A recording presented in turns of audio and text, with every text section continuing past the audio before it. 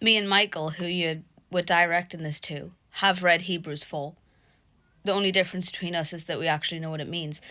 And Hebrews 4 is actually for both of us. It's for everyone involved in this conversation. There's the group of people who are the people of God and who keep the remaining Sabbath rest. And then there's the group of people who don't get to enter into the rest, meaning the kingdom, because they're broken off for unbelief, because they do the same sin that Israel did to get booted out of the land. They don't have faith in who the Messiah is and what he came to teach. Therefore, they don't keep the Sabbath day. They don't keep the remaining rest. It's rest in Greek is sabbatismo. It's talking about the Sabbath day. It's the same exact language as Isaiah 28. This is the rest wherewith you may cause the weary to rest. This is the refreshing, yet they would not hear. The rest equals the refreshing. Resting on the Sabbath day, ceasing from your own works like God did when he created for 6 days and ceased to work on the seventh. The people of God are still going to do that. Why? Because the refreshing that is the rest is the Holy Covenant that the Messiah was going to come and refresh. The refreshing of the Holy Covenant. The refreshing of the Ten Commandments.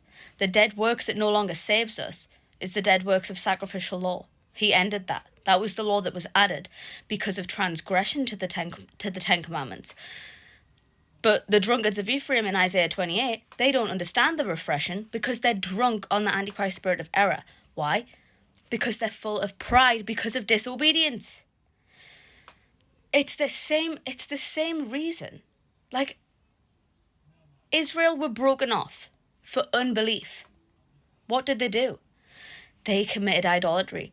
That was them being unbelievers. You are an unbeliever because you think that it's works to keep the Sabbath day, which is ceasing from work like Yah did, like it says in Hebrews 4. If you want to read Hebrews 4 as well, you should read Hebrews 3. Guess who that's addressed to? The holy brethren, the same group of people that Paul's talking to in 1 Thessalonians 5, who are watchmen, who preach the refreshing of the covenant, including the Sabbath day. It's the same group of people. That's Isaiah 52 in Romans 10. The gospel is the refreshing of the holy covenant that was made at Horeb. And it's like, the drunkards of Ephraim are never going to hear that because they're drunk on pride. It's the Antichrist spirit of error that you receive, that you receive because you're living in disobedience. So you never get set free by the Spirit of truth who is given to those who obey. Obey what? The refreshing of the covenant. It's just insane. The grace that saves you is conviction. Conviction has appeared to all men. It's called your conscience. It convicts you of your sin. You're supposed to realize I'm sinning against the living God. And then you turn from that sin. And when you do that, God dwells with you. That's how you receive the Spirit of truth. Grace can bring salvation.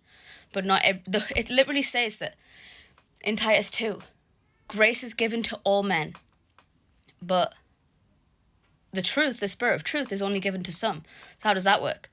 Because the conscience, everyone has this conscience and a measure of grace that convicts them of right and wrong. But not everyone listens to that grace in faith. The people that do receive the Spirit of truth. All you're proving is that you aren't saved by grace. You're actually grieving grace. And what's even more embarrassing for you is that you literally said in another thread of comments on someone else's video, the gospel has nothing to do with rebuke. That is one of the dumbest things you could have ever said. And if I had a Bible right here, I would read it to you. The gospel is that you love God and neighbor, and that the Messiah gave you the Spirit of truth so that you could do that. Go and read Leviticus 19:15-18. Silly woman laden with sins.